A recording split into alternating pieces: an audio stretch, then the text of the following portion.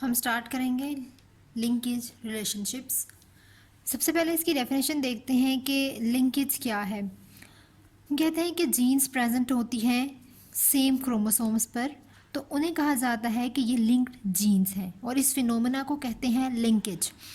The genes present on the same chromosomes are called linked genes and this phenomena is called linkage.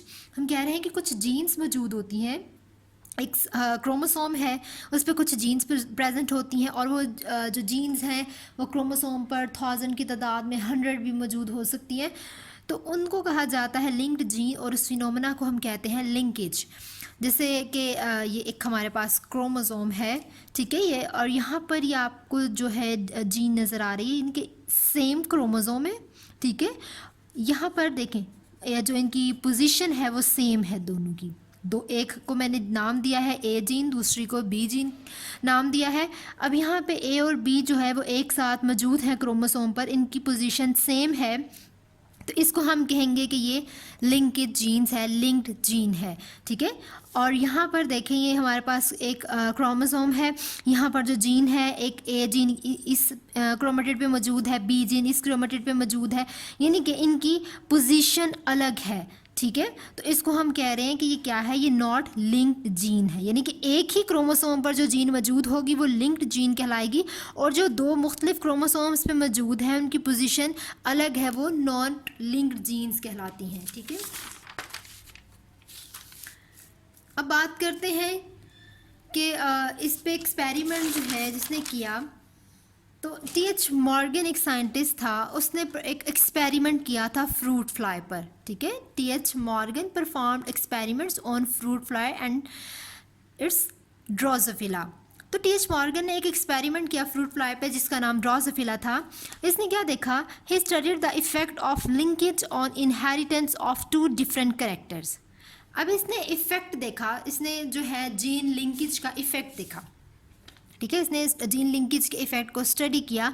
अब इसने 2 characters लिए, ठीक है। He follow 2 different characters, body colour and wing size of Drosophila. इसने 2 characters को लिया, एक तो बॉडी कलर और एक wing size of Drosophila. Drosophila पे स्टडी किए, एक तो उसके बॉडी कलर को और दूसरा उसके जो विंग का साइज़ है उसको स्टडी किया।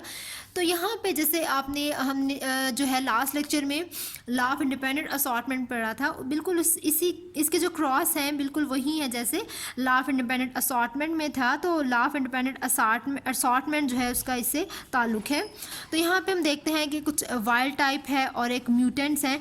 तो वाइल्ड टाइप जो है इसकी जो बॉडी है वो ग्रे है और नॉर्मल विंग्स हैं, यानी कि 2 ट्रेड्स हैं हमारे पास अब क्या है, 2 ट्रेड्स हैं। तो ट्रेड्स किसको कहते हैं, जैसे अगर हम अपनी बात करते हैं ह्यूमंस की, तो एक तो हमारा जो हाइट है वो एक ट्रेट है, उसके अलावा अगर हम आई कलर की बात करेंगे तो वो ट्रेट होगा। तो 2 ट्रेड्स हैं, एक तो वाइल्ड टाइप यानी कि ग्रे बॉडीज़ हैं और दूसरे नॉर्मल विंग्स थे। और म्यूटेंट्स की बात करें तो म्यूटेंट्स की ब्लैक बॉडी थी, उसके अलावा उसके जो विंग्स थे वो वेस्टिजियल थे।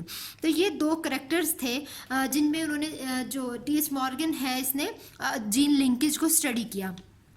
अब वेस्टिजियल विंग्स जो हैं वो कौन से हैं, वेस्टिजियल विंग्स क्या है, स्मॉलर है किससे, नॉर्मल विंग से। वेस्टिजियल विंग्स और स्मॉलर देन नॉर्मल विंग्स। अब यहाँ पे कुछ अलील्स हैं, अलील्स की रिप्रेजेंटेशन क्या है कि ग्रे को हमने रिप्रेजेंट करना है बी पॉजिटिव से, ब्लैक को रिप्रेजेंट करना है स्मॉल बी से, नॉर्मल विंग्स को रिप्रेजेंट करना है वी जी पॉजिटिव से, वेस्टिजियल विंग्स को वी जी से। तो अब हम कहते हैं कि they are not sex linked, they are loci और ऑटोसोम्स। तो लोकाई हम कहते हैं कि जो जीन की पोजीशन है, एक हमारे पास क्रोमोसोम है उस पर जो जीन की पोजीशन होती है उसे लोकाई बोला जाता है। तो ये जो है ये हमने बात की है जो नॉर्मल विंग्स और वेस्टिजियल विंग की, ये सेक्स लिंक नहीं है, सिर्फ हम कहते हैं कि ये ऑटोसोम्स पे they are loci are an autosomes, autosomes पर ये लोकाई है। अब इसने टेस्ट क्रॉस करवाया, तो अब टेस्ट क्रॉस में इसने क्या किया कि मॉर्गन जो है उसने क्रॉस कराया फीमेल डाई हाइब्रिड्स को, यानी कि फीमेल डाई हाइब्रिड में अब देखें बी पॉजिटिव है और बी, अब इस बी पर पॉजिटिव नहीं है और वी जी पॉजिटिव और वी जी है, ये एक डाई हाइब्रिड है क्रॉस। अब डाई हाइब्रिड हम कहते हैं a cross between 2 individuals that are both heterozygous for 2 traits, यानी कि 2 इंडिविजुअल्स के दरमियान में क्रॉस करवाना है और वो दोनों सेम नहीं होंगे, दोनों डिफरेंट होंगे और जो डिफरेंट होते हैं उनको हेट्रोजाइगस कहते हैं। अब इसने इस हेट्रोजाइगस को इस मेल के साथ क्रॉस करवाया और ये जो मेल है वो क्या है, वो होमोजाइगस रिसेसिव है, ठीक है, क्योंकि ये स्मॉल बी है, रिसेसिव है, होमोजाइगस रिसेसिव के साथ हेट्रोजाइगस का क्रॉस करवाया। अब यहाँ पे ये पेरेंट्स मौजूद हैं, यहाँ पर देखें B positive, V G positive, V G positive. हम कहते हैं कि ये जो पेरेंट है ये क्या है, ये होमोजाइगस, और ये भी होमोजाइगस है, ठीक है। तो ये डोमिनेंट और ये रिसेसिव। अब यहाँ पर ये देखिए, अब यहाँ पर क्योंकि हमने हेट्रोजाइगस का क्रॉस करवाना है, डाईहाइब्रिड क्रॉस करवाना है, तो यहाँ पे अब यहाँ पे B positive B, V G positive V G को हमने इस बी वी जी के साथ क्रॉस करवाना है। तो हमारे पास कुछ इस तरह के रिजल्ट शो होंगे, ठीक है। तो ये हम कह रहे हैं कि ये क्या है, ये वाइल्ड टाइप है, जिसमें हमने बात की थी कि कलर कौन सा है, ग्रे है और नॉर्मल विंग है, जबकि म्यूटेंट में ब्लैक है और वेस्टिजियल विंग है। तो अब बात करते हैं कि बी पॉजिटिव है, बी है, वी जी पॉजिटिव है और वी जी है। एक सेकेंड जी, अच्छा, B positive B, V G positive V G, V G, अब इनके दरमियान में क्रॉस करवाना है, तो उसके नतीजे में ये कुछ गैमेट्स बनेंगे, ठीक है। ये अब हम कह रहे हैं कि गैमेट्स हैं, तो अब हमने इसका जो है इसके गैमेट्स बनाए, तो इस जो है B positive V G positive, B positive V G, B V G positive, B V G, तो ये हमारे पास गैमेट्स बन गए। अब यहाँ पे क्योंकि ये सेम है तो हमारे पास बी और वी जी गैमेट बन जाएंगे, ठीक है। ये यहाँ पे क्या बन गया, बी और वी जी। अब यहाँ पे देखें, अभी जिस तरह हम पुनेट स्क्वायर बनाते हैं बिल्कुल वैसे ही हमने इनको यहाँ पर रख दिया, क्योंकि इसमें एक फ़ीमेल है और एक मेल है। अब ये जो वाइल्ड टाइप है ये हम कह रहे हैं कि फ़ीमेल है और म्यूटेंट जो है ये मेल है।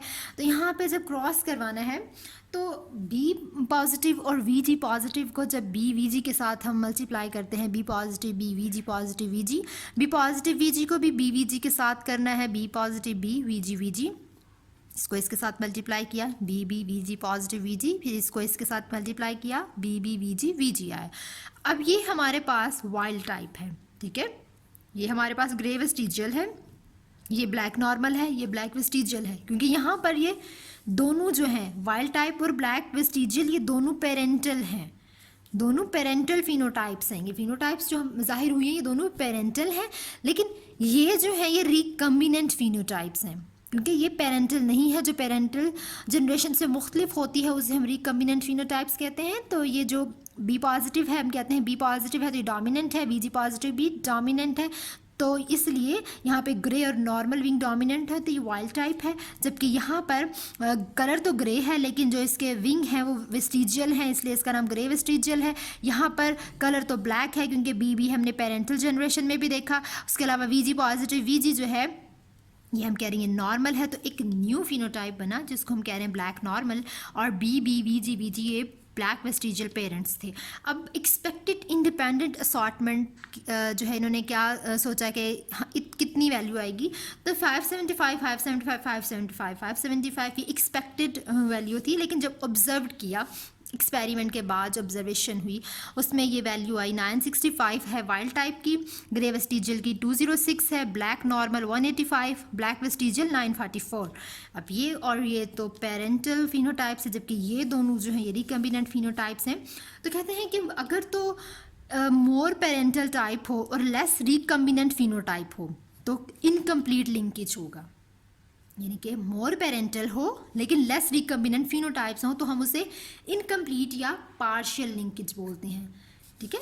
यहाँ पर अब देखिए क्योंकि यहाँ पर मोर पेरेंटल है जबकि ये इनकी जो वैल्यू है वो कम है, लेस रिकम्बिनेंट फिनोटाइप्स हैं।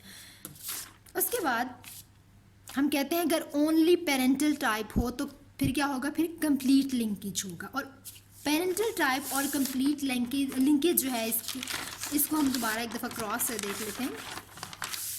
तो जिस तरह हमने इसकी बात की कि अगर एक ही क्रोमोसोम में दोनों जीन्स मौजूद हैं तो वो लिंकेज जीन होगा और इसको हम कंप्लीट लिंकेज भी बोलते हैं। उसके अलावा दोनों अगर अलग क्रोमोसोम पर जीन्स मौजूद हैं इसको नॉट लिंक्ड जीन भी बोलते हैं, और इसके अलावा इसको इनकम्प्लीट भी बोलते हैं, इनकम्प्लीट लिंकेज या पार्शियल लिंकेज। यहाँ पे हमें पता चलता है कि ये जो हमने क्रॉस करवाया यहाँ पे वो क्या है, इनकम्प्लीट लिंकेज हो रही है क्योंकि मोर पेरेंटल है और लेस रिकम्बिनेंट फिनोटाइप्स मौजूद हैं। तो इसके अलावा जो है एच मॉर्गन ने वेरियस जो है एक्सपेरिमेंट्स किए, तो ये जो एक्सपेरिमेंट किया इसने हमें ये बताया कि more parental type less recombinant phenotypes, तो हमें क्या मिलेगा, इनकम्प्लीट और पार्शियल लिंकेज के बारे में पता चलेगा। लेकिन जब उसने फर्दर और कुछ एक्सपेरिमेंट्स किए तब उससे पता चला कि अगर तो पेरेंटल टाइप होगी तो क्या होगा, तो लिंकेज जो है वो कंप्लीट होगा। ठीक है, तो ये जीन लिंकेज था जो एच मॉर्गन ने एक्सपेरिमेंट किया था, और उसने बिल्कुल जो हमने इंडिपेंडेंट असॉर्टमेंट में वेस्टिजियल और जो है कलर जो विंग्स थे उनको, जिनके रिड्यूस्ड विंग और नॉर्मल विंग को जो है क्रॉस करवाया था, इसमें भी बिल्कुल वैसे ही हमने क्रॉस करवाना है। अब आपसे क्वेश्चन पूछा जा सकता है कि why drosophila is a classic tool, कि मोस्टली ड्रोसोफिला पर ही एक्सपेरिमेंट क्यों किया जाता है, इसको क्लासिक टूल क्यों कहते हैं। तो ये कुछ इसके रीजंस हैं। ठीक है, एक तो ये कि ये it is easy to handle, इसको आसानी से हैंडल किया जा सकता है। उसके अलावा ड्यू टू देयर हैबिटेट, जैसे आप इसको अगर किसी जार में भी रख सकते हैं तो ये वहाँ पर भी सुकून से रह सकती है, इससे कोई इशू नहीं होगा, इसलिए उस हैबिटेट की वजह से भी। उसके अलावा रिमार्क्ड करेक्टरिस्टिक्स हैं। ठीक है, और एक इसके जो क्रोमोसोम नंबर हैं वो लेस हैं। उसके अलावा इनका लाइफ साइकिल बहुत ज़्यादा शॉर्ट होता है। उसके अलावा इनमें जो म्यूटेशंस होती हैं वो आसानी से विजिबल हो जाती हैं, जो भी चेंजिंग्स हों। उसके अलावा इनमें जो है सेक्सुअल डायमॉर्फिज्म होती है। सेक्सुअल डायमॉर्फिज्म का क्या मतलब है कि इनमें जो सेपरेट सेक्सेस मौजूद हैं, इनके मेल और फीमेल अलग हैं। मेल का स्मॉलर साइज़ है और ब्लैक कलर है। उसके अलावा फीमेल जो है वो लार्जर साइज़ है और ग्रे कलर है उसका। ठीक है, तो ये इसके कुछ करेक्टरिस्टिक्स हैं। और इसके अलावा मोस्टली अगर हमने जो है एक्सपेरिमेंट करना है, हमने पिछले जो ड्रोसोफिला हमने लिया उसको हमने जो नेक्स्ट जनरेशन है उसके साथ अगर हमने चेक करना है या हमने कंपैरिजन करना है, तो ये तकरीबन 2 हफ्ते में जो है एक न्यू ड्रोसोफिला बन जाती है। अपना लाइफ साइकिल जो है इनका बहुत शॉर्ट है, वो कंप्लीट कर लेते हैं। तो हम जो ओल्ड ड्रोसोफिला थी उसको न्यू जो ड्रोसोफिला की जनरेशन है उसके साथ कंपेयर कर सकते हैं। तो आज के लेक्चर में हमने जीन लिंकेज को पढ़ा। तो जीन लिंकेज की आई होप आपको समझ आ गई होगी। बिल्कुल ये वैसा ही है जैसे हमने लॉ ऑफ इंडिपेंडेंट असॉर्टमेंट पढ़ा था।